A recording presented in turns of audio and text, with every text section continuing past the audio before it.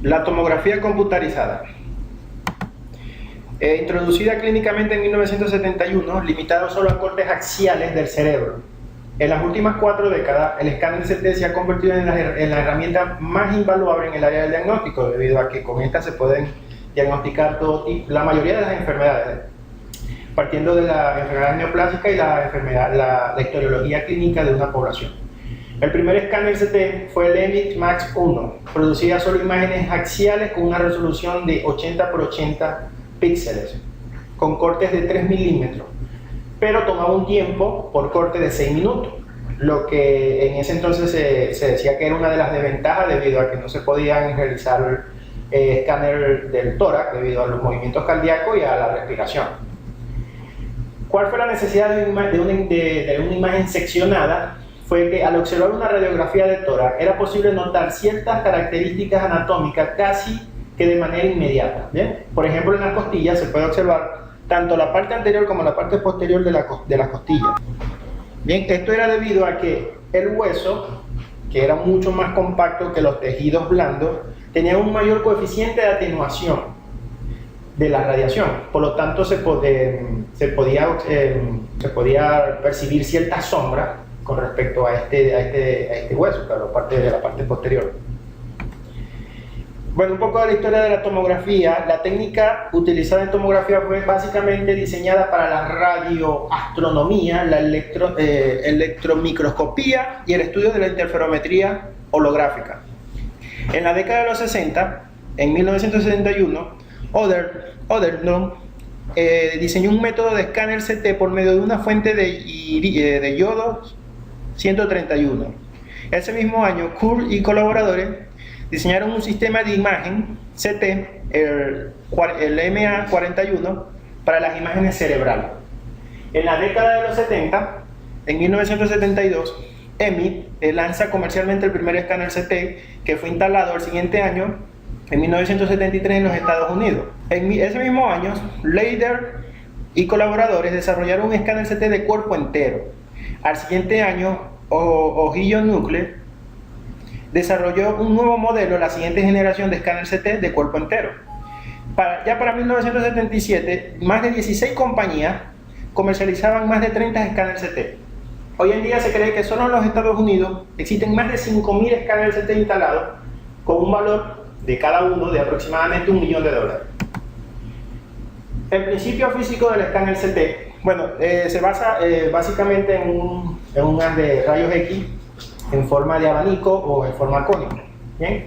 La primera generación fue introducida en 1972, donde solamente se tenía un colimador de fuente y un detector. El detector hacía un barrido de izquierda a derecha, como se puede ver aquí en la imagen, de izquierda a derecha. Y bueno, este escáner tomaba un tiempo de 4 minutos por corte, ¿bien? En cada ángulo que giraba el tubo de rayos X. La segunda generación fue en 1974, donde se introducen las de abanico. ¿Okay? Ya teníamos un arreglo de detectores. En vez de un solo detector, teníamos un arreglo limitado de detectores, y la tecnología era la misma. El tubo de rayos X se movía de forma paralela al arreglo de detectores. El tiempo del escáner se redujo muchísimo, 20 segundos. La tercera generación de 1975, teníamos un haz de abanico mucho más amplio, que envolvía prácticamente toda la anatomía del paciente, ¿okay? Y un arreglo en forma de arco, una formación en forma de arco de detectores. El tiempo de duración se redujo muchísimo más, a 5 segundos por cada corte. La cuarta generación, que fue desarrollada entre 1965 y 1976, se tenía un anillo de detectores alrededor de todo el paciente. ¿Bien? El tiempo de duración de cada corte, de cada escáner, era comparable al tiempo de duración de la tercera generación. Los escáneres CT fabricados hoy en día son basados básicamente en los sistemas de tercera y cuarta generación. La integral de línea. Los datos adquiridos para la reconstrucción de la imagen es una medida de la transmisión a través del paciente, es decir, del perfil de haz de rayos X que se obtiene después que la atraviesa el paciente. Suponiendo el caso ideal, que se tiene un haz de rayos X muy estrecho, la intensidad de los rayos X que salen igual a la intensidad de entrada por la exponencial de la integral de línea. La integral de línea involucra el coeficiente de atenuación lineal de esos rayos X. Bien, que ese coeficiente de atenuación lineal es obtenido para el cálculo de las unidades, de las unidades Humphry. Bien, que es lo que vemos comúnmente en la tomografía computarizada, ¿no? Para poder obtener ese coeficiente de atenuación lineal se tiene que hacer una transformación de la ecuación que vemos acá, de lambda. Bien, una relación de coeficientes. Y se hace una transformación con la función delta de Dirac. ¿Okay? Para evaluar en cada uno de estos puntos la atenuación del haz de rayos X en la medida que éste atraviesa el paciente. Bien, entonces la función delta de Dirac es aplicada para la ubicación de los puntos en el corte anatómico. La integral de línea y la función delta de Dirac son utilizadas de manera inversa, una transformada inversa, un simple despeje, para obtener los coeficientes de atenuación lineal en un corte tomográfico. El número CT. La imagen reconstruida y el escáner CT, en el escáner CT es hecha en una formación rectangular o pixelada representada por los coeficientes de atenuación lineal, que obtienen valores de 1 a la intensidad de entrada de las de rayos X. Al final lo que tenemos es una matriz de escala de grises, blanco y negro, que cada una de esos cuadritos representa un píxel que tiene asociado un coeficiente de atenuación lineal. El número CT de un tejido particular es una fracción diferencial de su coeficiente de atenuación lineal respecto al agua, como lo vemos aquí en la ecuación. Tenemos la diferencia entre el coeficiente de atenuación lineal del tejido menos la del agua en relación al coeficiente de atenuación lineal del agua, multiplicado por un factor de 1000. ¿Okay? Ese factor de 1000 es debido a que medido en unidades, debido a que el resultado final es del orden de los decimales, es decir, son números muy pequeños que impiden la relación entre un tejido y otro. ¿Okay? En tejidos que están muy cerca, muy juntos, es casi que imposible de diferenciarlos porque tienen el mismo coeficiente de atenuación lineal. Entonces se multiplica por un factor de 1000 de tal forma que se pueda diferenciar la interfaz entre esos dos tejidos. Aquí observamos una tabla común de los coeficientes de atenuación lineal de los huesos compactos, del hígado, de la sangre, de los riñones, de los músculos. Por ejemplo, vemos la materia gris que tiene, para poder observar la materia gris, las unidades Humphry tienen que ser alrededor de 35, al igual que la de los riñones, que es aproximadamente 30. Bien, son muy parecidos. El desarrollo del escáner CT, desde la implementación en la práctica clínica, los esfuerzos se han dirigido a la reducción de los tiempos de exploración. Los largos tiempos son incómodos para los pacientes y da lugar a las situaciones en las que la calidad de la imagen y la eficiencia del diagnóstico puede verse afectada debido a los movimientos. Por ejemplo, es casi imposible que una persona promedio, que aguante más de un minuto la respiración. El escáner CT de haz de electrones, presentado en 1983 como la quinta generación, diseñada exclusivamente para las imágenes de cabeza, tomaba un tiempo de 50 a 100 milisegundos por cada corte.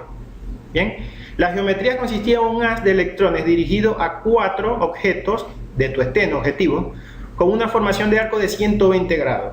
Bien, el objetivo estaba localizado acá y se tenían, como podemos ver acá, 4 objetivos, cada una con un ángulo diferente, bien, que dependiendo del número de cortes que se quería procesar al mismo tiempo, se activaba 1, 2 o los 4 objetivos de tu esteno. Los escáneres de espirales, introducidos en 1989, el tubo de haz de rayos X estaba continuamente rotando sobre el isocentro, mientras que el paciente es trasladado a través del plano del escáner. El movimiento continuo del paciente a través del plano de exploración daba lugar a inconsistencia de los datos proyectados, que de no ser corregidos produciría artefactos de la imagen. Bien, esta técnica involucraría un parámetro nuevo que era el pitch, que era el tono, el paso o el lance, que es la velocidad con la que la camilla iba moviendo al paciente a través del ganglio. Bien, entonces este nuevo parámetro, el pitch, es igual a la relación del tiempo del desplazamiento de la mesa por cada revolución, por cada vuelta que da el tubo, entre B, que B es el espesor nominal del corte. Esta idea no fue desarrollada sino hasta lograr nuevos avances tecnológicos, como por ejemplo avances en tecnología de computadora, tecnología de suministro de alto voltaje, y entre otras cosas que podían lograr el desarrollo de este escáner. Los escáneres multicorte, introducidos en 1992 por Ersing, presentan, esta empresa Ersing presenta el CT Twin con una geometría de dos formaciones de detectores. Bien, para 1998 se introdujo la formación de detectores de en dos dimensiones, logrando adquirir hasta 320 cortes al mismo tiempo. La tecnología de los detectores es básicamente en arreglos matriciales, adaptativos y híbridos, ¿bien? Donde los híbridos es una combinación entre los detectores matriciales y los detectores adaptativos. El pitch ahora involucraba un número n que representa el número de cortes procesados de manera simultánea, que en el caso de los escáneres de 16 cortes, n es igual a 16. Y aquí vemos un ejemplo de cómo es el arco detector que se usa en los tomógrafos. Bien, vemos el tubo y tenemos aquí un arreglo matricial de un arco detector, ¿okay? Por ejemplo, aquí observamos que para hacer un escáner CT de dos cortes con un espesor nominal de 0.625 milímetros, solamente se activan dos detectores en todo el arreglo matricial de detectores. O por ejemplo, para hacer un escáner CT de 8 cortes con un corte de 2.5 milímetros, se activan todos los detectores de la formación. Pues, observen aquí en la figura, ¿no?, que para poder hacer un corte, un espesor nominal de 0.625 milímetros, en vez de hacerlo con dos cortes, lo puedo hacer con 16 cortes. Bien, ese 16 cortes quiere decir el número de detectores o de celdas que se activan para yo poder hacer el escáner con ese corte nominal. Bien, aquí podemos observar este de 8 cortes, de 8 canales, de 8 detectores activados para hacer un corte nominal de 1.25 milímetros. El escáner CT de doble fuente. En 2005 la Siemens lanzó el primer modelo de escáner CT de doble fuente. Este tiene dos canales de imágenes montadas ortogonalmente entre sí en el mismo plano. ¿Bien? Dos tubos de rayos X y dos formaciones de detectores. La geometría ofrece capacidad, la geometría A, que es el tubo A con los detectores A, ofrecen la capacidad de imagen completa y pueden seleccionarse por sí mismas. La cadena B ofrece un field of view reducido, usado solo para la combinación de la cadena A. Bien, la ventaja de este escáner es que en menos tiempo se puede obtener el mismo estudio que se haría con un tomógrafo estándar. En vez de que el tubo diera una vuelta completa de 360 grados, por ejemplo, el tubo A diera una vuelta completa de 360 grados, de una media vuelta de 180 grados, al igual que el tubo B. Cuando ambas cadenas de imágenes se usan juntas, se reduce el tiempo necesario para adquirir el conjunto de proyecciones requeridas. Este escáner es, por lo tanto, adecuado para aplicaciones donde los tiempos de investigación sean cortos, por ejemplo, para un paciente pediátrico. Operatividad y componentes del escáner, ¿no? Los escáneres modernos basados en el diseño de tercera generación, de uno o multicorte. Inicialmente se realiza una vista prueba, un scout, para el estudio. Bien, se hace una reconstrucción. La reconstrucción puede hacerse con una rotación de 360 grados, una rotación del tubo de 360 grados o 180 grados, y la adquisición, y el equipo de escáner CT son divididos principalmente en el gantry, la mesa del paciente y el sistema computarizado. El gantry brinda soporte para el movimiento rotacional del generador de alto voltaje, del tubo, del filtro, del colimador, de la formación de detectores, del sistema de enfriamiento, de la amplificación y del anillo colector. Este anillo colector es hecho comúnmente de grafito o de plata o de platino o de titanio, que es un anillo que hace la conexión entre el suministro de voltaje del tubo y la señal que envía los detectores. Bien, este anillo colector hace posible que el tubo de rayos X gire los 360 grados de forma continua. Esta tecnología no fue posible sino hasta que el cable de alta tensión, así como el cable de los detectores, sean conectados a un carril de grafito de plata que esté en constante contacto con el anillo colector. Bien, la velocidad de rotación del tubo de rayos X es de 180 a 1200 revoluciones por segundo, es decir, que en un segundo puede dar hasta 180 vueltas. El tubo de rayos X comúnmente opera con un voltaje de 80, 100, 120 y 140 kilovoltios en un rango de corriente que va hasta los 800 miliamperios. La generación de los rayos X es de forma continua durante la adquisición, es decir, no es pulsado como en el caso de radioterapia. El algoritmo de exposición automática fue desarrollado para prescribir la corriente del tubo dependiendo de la tan radiopaco pueda ser el paciente, manteniendo un ruido en la imagen constante en un valor preestablecido o variando lentamente con el tamaño del paciente. El ánodo comúnmente es un metal o grafito, un metal del tuesteno, con una gran capacidad calorífica, es decir, con un alto punto de fusión, con un tamaño que va del rango de 0.5 a 1 milímetro para focos finos y de 0.8 a 1.6 milímetros para focos amplios. Los de la actualidad, debido a los escáneres CT de 16 cortes y hasta además, la mayoría de los tubos de rayos X tienen el ánodo de 0.8 a 1.6 milímetros.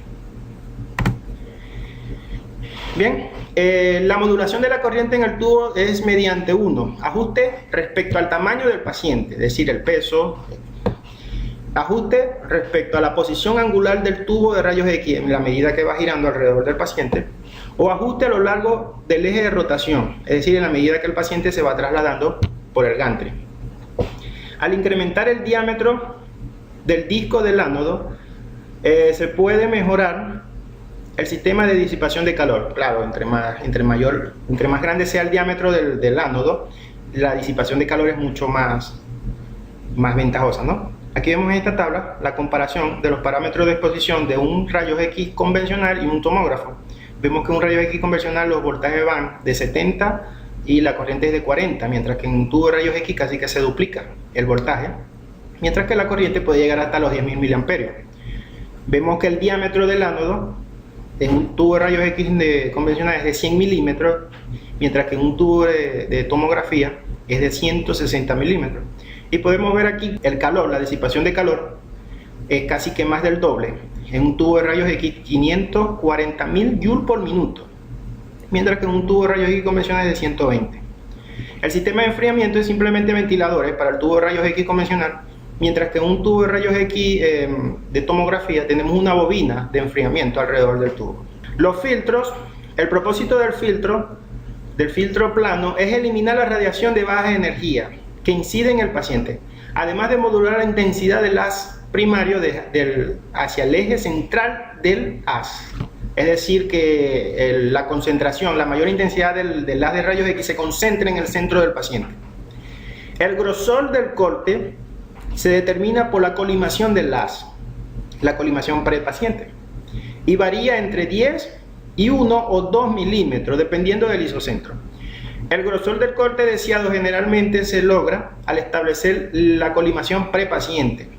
La colimación post-paciente cumple con la función adicional de remoción de dispersión y suele estar presente también las rejillas y el secto de plomo. Los detectores, como dijimos que es una formación en 2 dimensiones, antes de los detectores, en la parte frontal hay un colimador que lo que hace es evitar que la radiación dispersa que se pueda generar por las cámaras que estén alrededor, pueda ser detectada por la que tiene al lado, es decir, para que no haya retrodispersión cuando la radiación llega al detector. Bien, es para que esa misma retrodispersión quede dentro de los colimadores y no sea detectada por las cámaras que estén alrededor unas de la otra. No sé si... Los sistemas de multicorte. En los sistemas de multicorte, la apertura de los rayos X determina el número de detectores total o parcialmente irradiado en la dirección paralela al eje del paciente, al eje de rotación del paciente. El detector. Los detectores utilizados en los escáneres CT deben tener una buena eficiencia de detección y una rápida respuesta con pocos artefactos producidos en la imagen. Los detectores de estado sólido son los que comúnmente se utilizan debido a su eficiencia, en comparación a los detectores de cámara de ionización llenadas con xenón, argón, etc. Bien, la fila de detectores consta de miles de celdas que están separadas por sectos diseñados para evitar que la luz que se genere en una de estas sea detectada por las celdas vecinas. Bien, El número para una resolución espacial de 1 milímetro se requieren 800 celdas, es decir, 800 cámaras de ionización. Ese número se calcula a partir de esta fórmula. Bien, el número de celdas que yo necesito en un detector es igual a 2 veces el tamaño del field of view entre D, donde D es el diámetro más pequeño que se puede observar en una imagen tomográfica. Bien, entonces dependiendo de la resolución espacial que yo quiera que tenga mi tomógrafo, yo tengo un número X de detectores. Bien, aquí podemos ver esta formación de detectores. Módulo de detectores para 4, 16, 64 y 320 cortes de un escáner CT. El detector completo del escáner CT es compuesto por muchos módulos de detectores, que es este que está acá. Este mismo detector se compone de todo esto que está acá. Los dos tipos de detectores, o las dos tipos de configuraciones de detectores que se han utilizado en la fabricación de los escáneres CT son las cámaras de ionización de xenón y los detectores de centelleo de estado sólido. Los últimos incluyen materiales de cristales como el tungsteno y el caldio, y cerámicos como el disulfuro de galodino. Esos son los de estado sólido. Para la cuarta generación los detectores de estado sólido eran utilizados, mientras que en la tercera generación se utilizaban ambos tipos de detectores, tanto los de cámara de ionización como los de estado sólido. Y aquí vemos la comparación de los detectores. Bien, tenemos una forma para los detectores de xenón, una formación simple, dividida entre elementos y cepas de las cámaras de ionización, mientras que aquí teníamos un número discreto de detectores, los de centelleo, al igual que los de estado sólido. La señal era proporcional a la intensidad de la ionización, igual que en los otros dos, pero la eficiencia de los detectores, podemos ver que los de cerámico eran muchísimo más eficientes que, por ejemplo, las cámaras de ionización. ¿Okay? Pero como todo esto es un comercio, los detectores de las cámaras de ionización, los de altas presiones, son mucho más económicos que los cerámicos. El diseño de los detectores son de dos tipos, ¿bien? Matricial y adaptativo. La formación adaptativa fue implementada para minimizar la separación entre las cámaras y mejorar la eficiencia geométrica. La formación matricial son más versátiles que las adaptativas. ¿Okay? Esto es con respecto a qué tanto se puede abrir, o con respecto al espesor nominal de los cortes, ¿no?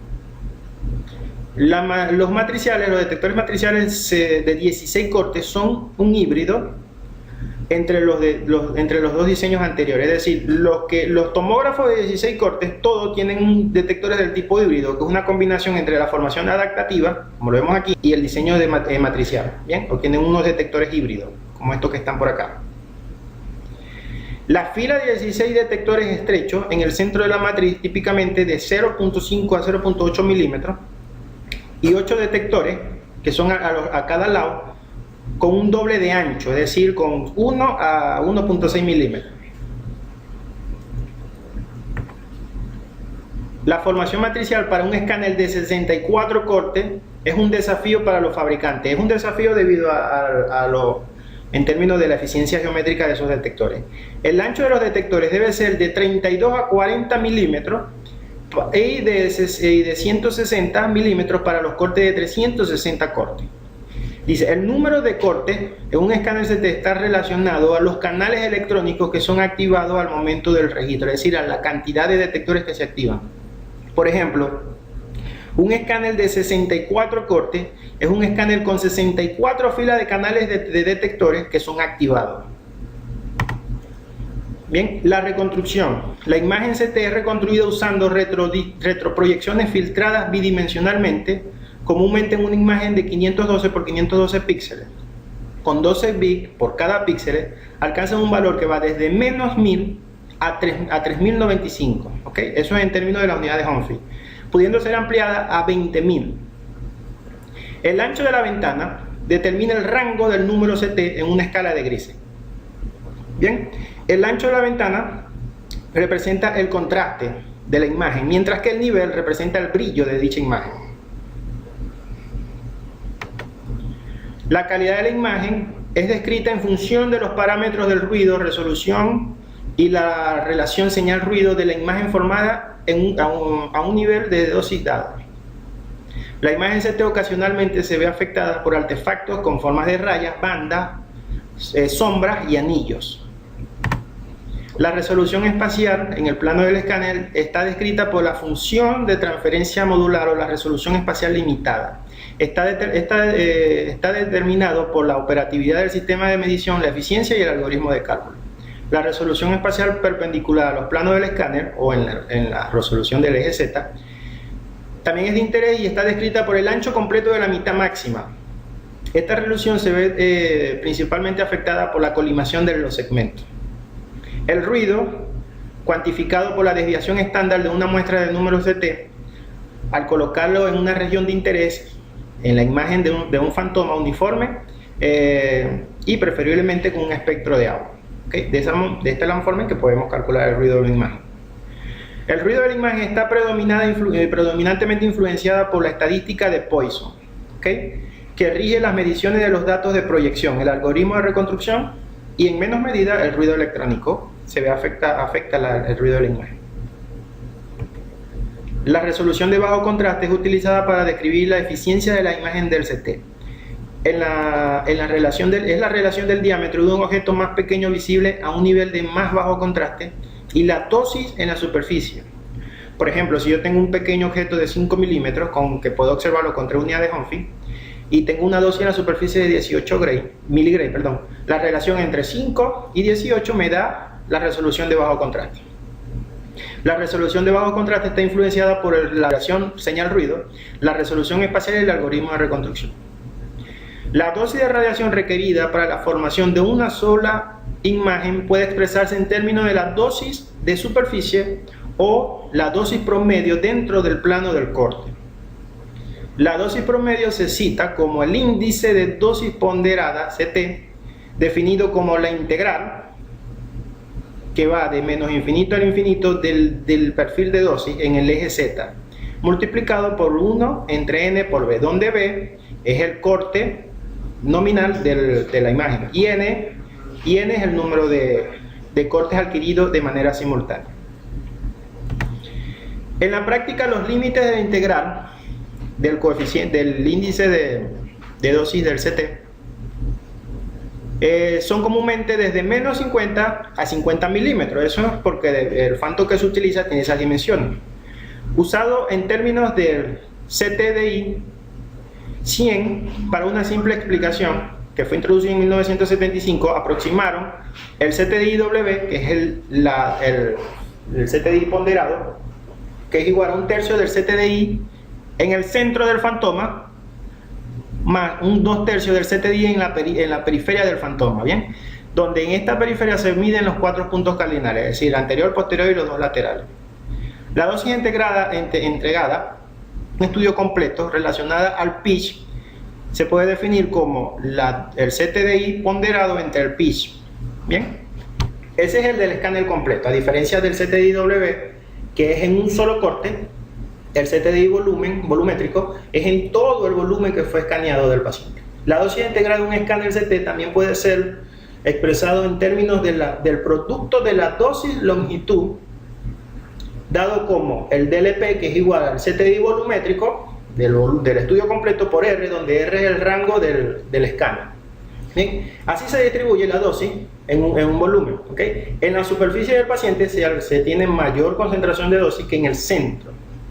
Bien, actualmente estos parámetros están bajo evaluación debido a su reciente implementación y a la ausencia de factores de corrección, como por ejemplo el factor de presión-temperatura, el factor de recombinación de iones y el factor de polaridad. Bueno, y esta creo que es la mejor parte del seminario, el ajuste del KB. La dosis y la calidad de la imagen se ve afectado por el voltaje aplicado al tubo de rayos X.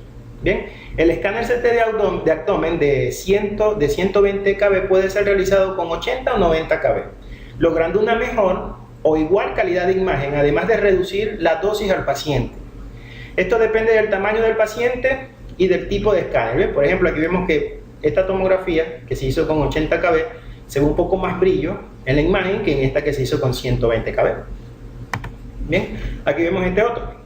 Tenemos un corte de 120 kb donde el CTDI es de 5.18 y un escáner de 100 kb donde el CTDI es de 3.98. Bien, y como podemos observar, claro, se ve mayor brillo en la imagen. Por ejemplo, aquí tenemos para los escáneres de tórax, ¿bien? Los factores principales de la técnica y los datos de la dosis. En Canadá se hizo una muestra de 43 pacientes. Tenemos que los KBP de 120 y MA de 268, con un espesor de 2 y un pitch de 1, el CTDI resulta en 8 y el DLP en 294. Lo podemos comparar con Canadá porque es lo que tenemos más cerca, entonces estamos fenotípicamente muy parecido a las personas de Canadá, ¿bien? O con las personas de Polonia, ¿bien? Los parámetros son muy parecidos, ¿bien? Y bueno, el CTDI es mucho más grande y el DLP es muchísimo más grande, ¿no? Casi que el doble. En los abdomen vemos que la corriente del tubo es mucho más baja, ¿no? En comparación con la del tórax. Bueno, casi que la misma. Allá tenemos 264 y aquí tenemos 268 y 267. Y vemos la comparación del CTDI obtenido por ello con un pitch de 1.6 y el DLP de 696. Pero por eso si te viene un paciente estándar, pero si viene un maracucho maiciado. Bueno. ¿Verdad? Si eso varía, el DLP varía por el tamaño del tórax. Exactamente, vemos que el tórax, aquí el DLP es mucho menor porque el tórax tiene el rango del estudio es más corto.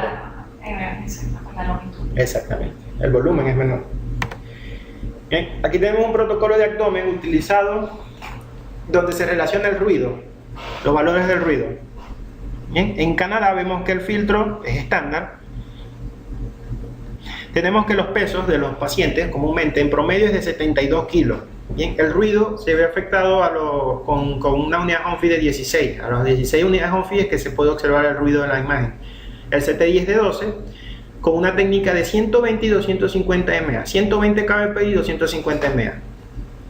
Bien, podemos observar también en Reino Unido.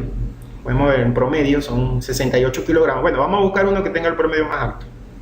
El de Grecia, 80 kilogramos. Bien, el ruido se ve aproximadamente con 12 unidades Humphrey. El CTDI es de 20 con una técnica de 120 y 200 MA. Bien, esto es para los protocolos de abdomen y este es para los protocolos de tórax. Bien, buscamos uno que tenga una media alta porque estamos en Maracaibo, ¿no? 78 kilogramos. El ruido se observa a partir de las 10 unidades Humphrey. El CTI es de 20 y la técnica es de 120 kbp y 200 MA. Bien, si se pueden dar cuenta, el voltaje siempre se deja como que constante, ¿no? Bien, aquí observamos que es la tabla del Organismo Internacional de Energía Atómica. Vemos que el cálculo de la exposición, los parámetros del cálculo de la exposición requeridos para adquirir unos niveles proporcionales de ruido en el CT de abdomen. Bien, aquí vemos que dependiendo del peso del paciente tenemos una técnica de kbp y MA. Bien, y podemos observar también que aquí el kbp es prácticamente constante. Bien, y a partir de los 100 kilos es que varía en el voltaje. Bien, y tenemos un MA ideal. Claro, esto depende también del equipo. Claro, porque ahí necesita más poder de penetración. Exactamente. Exactamente. ¿Sí? Y podemos decir que lo ideal sería 120 kb y 341 MA. Es lo ideal. ¿Okay? Bueno, aquí vemos los resultados de los estudios que se hizo en India y Grecia. En la primera fase, con un protocolo que cada centro, los centros que fueron estudiados tenían un protocolo establecido y obtenían unos CTDI de 12.6 y fue bajado a 4.4 miligrade en la segunda fase, cuando se hizo la evaluación en el estudio local, ¿no? El estudio local que se llama. ¿Bien? Y obviamente los DLP también bajan. Aquí tenemos una tabla para el General Electric de 64 cortes. Bien, ellos dicen que por lo menos para un voltaje o para una MA de 80, el KBP puede ser de 160, 190, 230 y 236. O si el MA es de 100, el KBP puede ser de 80, 100, 120 y 130. Esto para tener la menor dosis entregada al paciente y una calidad de imagen óptima. Bien. En conclusión, la dosis de radiación varía aproximadamente con el cuadrado del voltaje, por lo que reducir el voltaje de 120 a 80 kbp conlleva una reducción del 65% de la dosis al paciente, manteniendo siempre constante los MA. Luego con eso. Bien. Si el voltaje es incrementado de 120 a 140, solamente una diferencia de 20 voltios, el CTIW incrementa en un 37.5% y un 39% para un estudio de cabeza y de dorso respectivamente. Bien, la dosis de radiación es lineal con la corriente aplicada al tubo. Si se reduce la corriente, la dosis de radiación es lineal con respecto a la corriente aplicada al tubo. ¿Está grabando? Buena pregunta. Vamos a ver.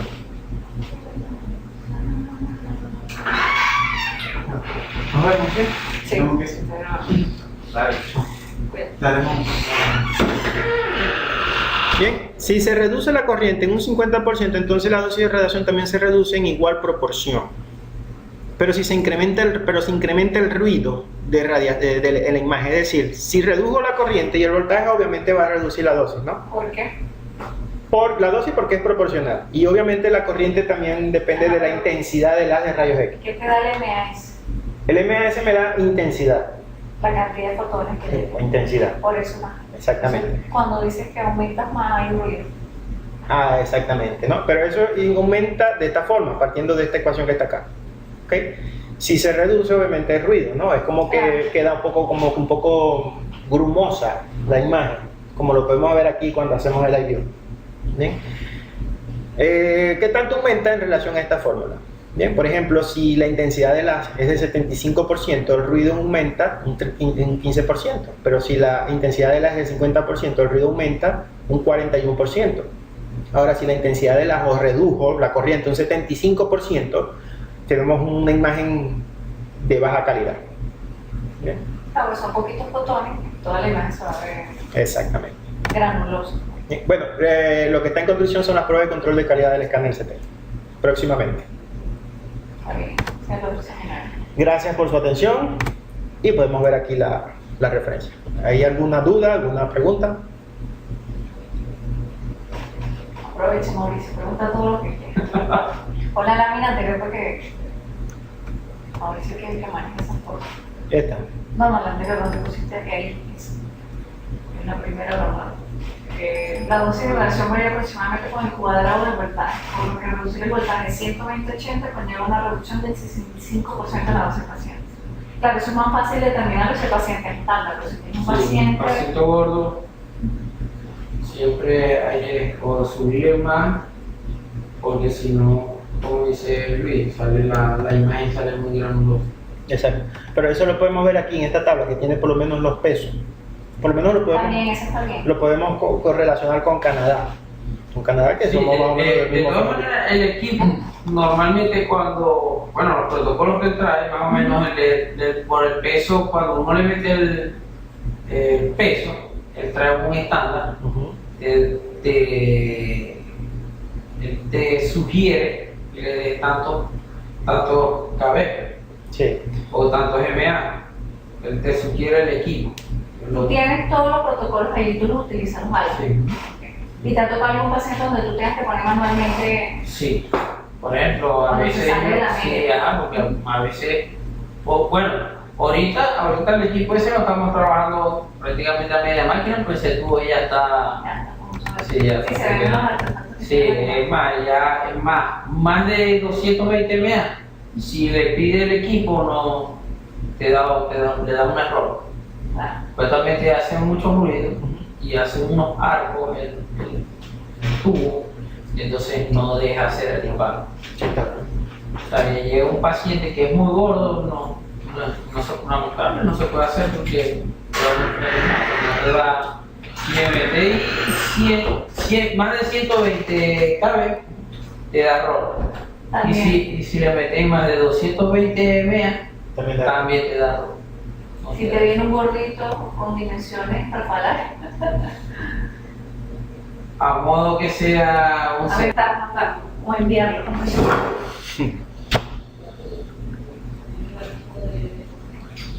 Quítale esto para Está que se bien, vea. está bien. Lo malo de esto es que de repente los muchachos tengan alguna duda y que les pudieran preguntar de una. Lo que puedan hacer, bueno, ahorita cuando yo le envíe les digo. Agregar el Cualquier duda, correo. ajá, El correo. que les envíen por correo.